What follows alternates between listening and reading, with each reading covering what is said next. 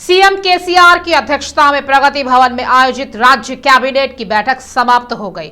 यह यात्रा लगभग 5 घंटे तक चली। यह कहा गया दोनों को गवर्नर के कोटा के अंतर्गत एमएलसी के रूप में चुना गया और गवर्नर पर लंबित मुख्य प्रमुख बिलों पर चर्चा की गई। मंत्री हरीश राव ने कहा वह कैबिनेट बैठक में कई प्रमुख मुद्दों पर चर्चा करेंगे। हरीश राव ने कहा देश में 30,000 परिवारों के लिए दलित बंधु को देने का निर्णय लिया गया है। मंत्री हरीश राव ने कहा वह कैबिनेट बैठक में कई प्रमुख मुद्दों पर चर्चा करेंगे। हरीश राव ने कहा देश में 30,000 परिवारों के लिए दलित बंधु को देने का निर्णय लिया गया है। मंत्री केटीआर ने कहा मोदी सरकार का जुमला नहीं तो हमला की नीति है। बीआरएस नेताओं ने सवाल किया।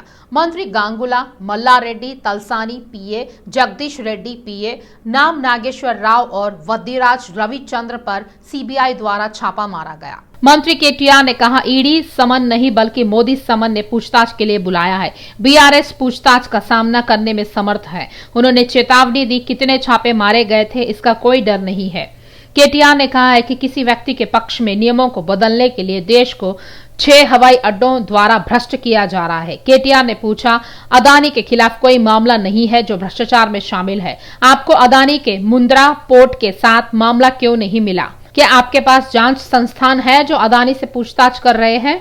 एमएलसी कविता ने यह स्पष्ट कर दिया है वह महिलाओं के आरक्षण विधायक के लिए दिल्ली में जंतर मंतर के पास अनशन करने जा रही है। उन्होंने निशाना साधते हुए कहा मोदी सरकार ने महिलाओं के आरक्षण का आश्वासन दिया था, उस आश्वासन का क्या हुआ? वर्ष 2014 से 18 में उन्होंने महिलाओं के बिल का आश्वासन दिया और अभी तक संसद में बिल पारित नहीं हुआ है। संभव ना हो तो वीडियो कॉन्फ्रेंस के जरिए पूछताछ करेंगे, लेकिन एमएलसी कविता ने स्पष्ट किया उन्हें 11 मार्च 2023 को सुबह 11 बजे दिल्ली बुलाया गया था। एमएलसी कविता ने आरोप लगाया सत्तारूढ़ भाजपा सरकार उन्हें परेशान करने के लिए ईडी का इस्तेमाल कर रही है। एमएलसी कविता ने आरोप लगाया है कि तेलंगाना में इस साल के अंत तक चुनाव है, इसीलिए प्रधानमंत्री मोदी ने उन पर निशाना साधा। उन्होंने कहा देश में कहीं भी चुनाव हो मोदी के सामने ईडी का आना आम बात है। लेकिन पता नहीं उनको क्या जल्दबाजी है, पता नहीं ये जो इन्वेस्टिगेशन दिल्ली एक्साइज पॉलिसी को लेके चल रही है इसमें कौन सी आफत आने वाली है अगर हमें 2 दिन का और समय दे देंगे। उन्होंने कहा नहीं आपको आना ही है। हमने कहा 10 मार्च को हमारा धरना है भाई, तो 11 को आ जाएंगे, तो 11 को बोले। लेकिन इस बीच में जो ईडी का और हमारा कम्युनिकेशन हुआ था इसका मुझे आप सबसे शेयर करना है। देखिए जब भी एनफोर्समेंट डायरेक्टरेट और या किसी भी इन्वेस्टिगेटिव एजेंसी एक वुमेन सिटीजन को इंट्रोगेट करना चाहती है तो एक फंडामेंटल राइट वुमेन का होता है कि वुमेन के घर पे आके इन्वेस्टिगेट करें, और पूरा इसका लॉ में हमें सपोर्ट है वुमेन के लिए। और बहुत सारे कोर्ट केसेस भी हैं जिनमें जजमेंट वुमेन के तरफ आए। तो हमने ईडी को बीच में रिक्वेस्ट किया कि 10 तारीख को बाकायदा, अगर 11 तारीख को आपको इन्वेस्टिगेट करना है हमारे घर पे आइए, अक्यूज किसी के साथ आपको इंट्रोगेट करवाना है तो उनको भी लेके आइए, में बैठ के इन्वेस्टिगेशन कर सकते हैं क्योंकि लॉ हमें सपोर्ट करती है। उन्होंने कहा नहीं आपको खुद चल के आना होगा। देखिए मैं तो पॉलिटिकल लीडर हूँ, लकीली बाय गॉड्स ब्लेसिंग पूरा पार्टी हमारे साथ है, हमारे पास साधन है तो हम पहुंच सकते हैं। लेकिन मैं मीडिया मित्रों से ये पूछना चाहती हूँ कई आम महिला किसी गांव में है, कुछ इन्वेस्टिगेशन चल रहा है, तो इतना हमने कोविड के दौर में देखा है कि वीडियो कॉन्फ्रेंस से मेडिसिन भी पहुंच सकता है, डायग्नोसिस भी हो सकता है, तो इंटरोगेशन क्यों नहीं हो सकता है वीडियो कॉन्फ्रेंस से? हम ज़रूर इस मुद्दे को टेकअप करेंगे। हिंदुस्तान में एक रेवोल्यूशनरी स्कीम आना चाहिए।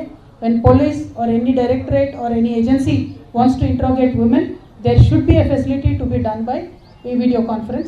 इसके लिए हम आगे भी जाएंगे, सुप्रीम कोर्ट में हर जगह भी जाएंगे। It is not about me, it is for every common woman in this country. I want to take up this issue and we will further take up the issue.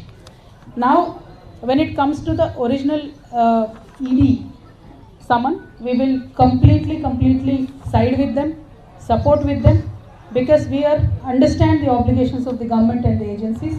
We will 100% support them. Today the question is, when we look at Telangana data, from last August, in fact from last June, Government of India has constantly been sending its agencies to Telangana.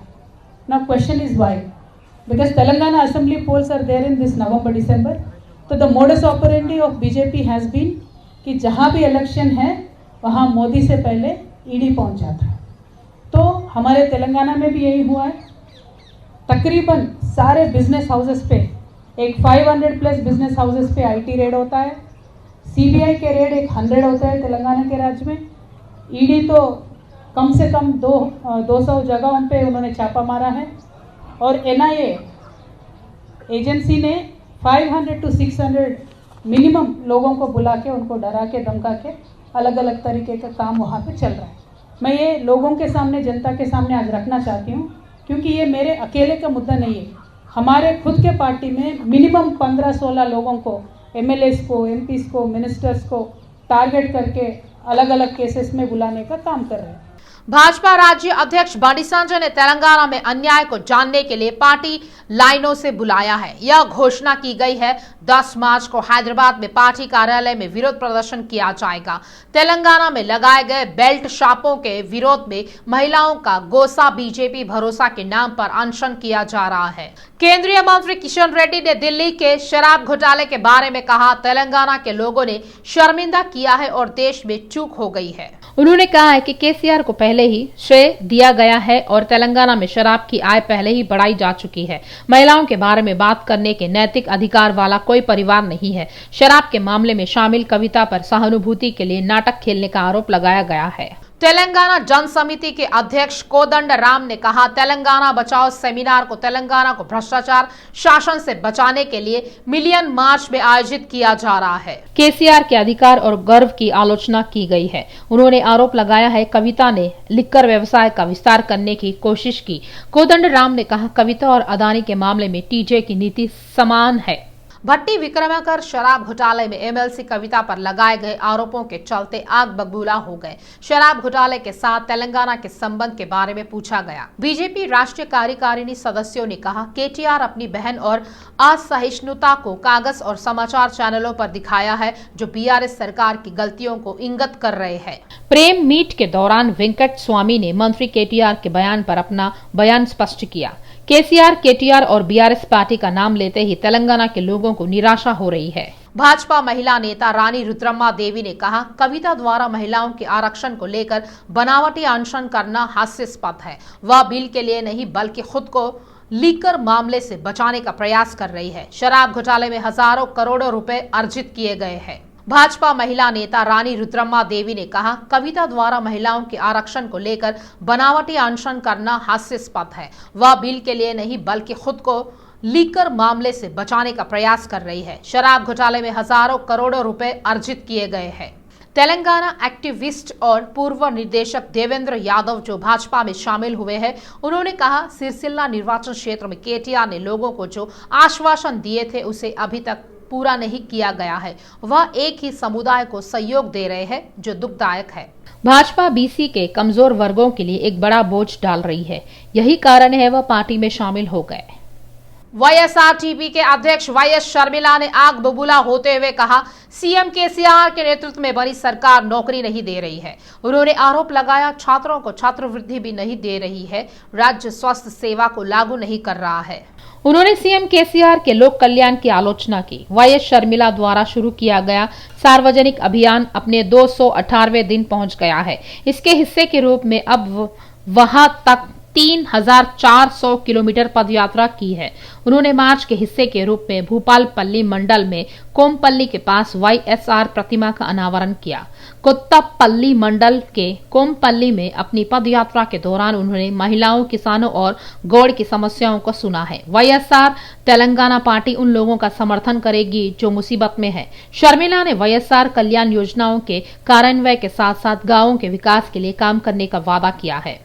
एक सेवानिवृत्त RTC कर्मचारी भोपाल रेड्डी बुद्धनगर के निवासी मिर्चल जिले के पिरजादीगुड़ा नगर निगम क्षेत्र में खुले घूमने वाले कुत्तों के हमले से घायल हो गए। घायल भोपाल रेड्डी इलाज के बाद घर पहुंचे। कांग्रेस नेताओं ने डॉग बाइट पीड़ित भोपाल रेड्डी का समर्थन किया है। अधिकारियों और शासक वर्ग जल्दी से जवाब देंगे और उचित कार्रवाई करेंगे। यदि वे उचित कार्रवाई नहीं करते हैं तो प्रदर्शन किया जाएगा। पिरजादीगुड़ा नगर निगम क्षेत्र में खुले घूमने वाले कुत्ते कई छोटे बच्चों पर हमला पीरजादीगुड़ा नगर निगम क्षेत्र में खुले घूमने वाले कुत्ते कई छोटे बच्चों पर हमला किया और उन्हें गंभीर रूप से घायल किया है। लेकिन जब यह घटना हुई तो अधिकारियों द्वारा सावधानियां नहीं बरतने पर आलोचना की गई है। तेलुगु राज्य हरिहर कृष्णा में नवीन हत्या के मामले में मुख्य आरोपी आज पुलिस हिरासत को समाप्त कर देगा। अब्दुल्लापुर मेट पुलिस ने मामले में नवीन कन्फेशन स्टेटमेंट रिकॉर्ड किया है। हरिहर कृष्णा को एक सप्ताह के लिए पुलिस ने हिरासत में ले लिया है। तेलंगाना राज्य में खुले घूमने वाले कुत्तों का आतंक बढ़ रहा है। पिछले महीने से राज्य में कुत्तों की संख्या बढ़ गई है। यही कारण है कि लोग बाहर जाने से कतरा रहे हैं। कई खुले घूमने वाले कुत्तों ने हाल के 2 दिनों में कई लोगों पर हमला किया है। हैदराबाद पहले से ही फार्मा, लाइफ साइंस और आईटी सेक्टर का हब बन चुका है। तेलंगाना सरकार ने नए नवाचारों को प्रोत्साहित करने के लिए कई पहल की है। टी हब के जरिए कई स्टार्टअप्स को पाला जा रहा है। टी हब का दूसरा चरण शुरू हो चुका है। सरकार ने नए नवोन्मेषों को और अधिक प्रोत्साहन देने के लिए देश में सबसे बड़ा प्रोटोटाइप केंद्र स्थापित किया है। Prototyping, electronics work station, finishing shop, laser cutting, PCB fabrication, pottery making, pre compliance metal shop जैसी उन्नत तकनीकें उपलब्ध कराई जाती है।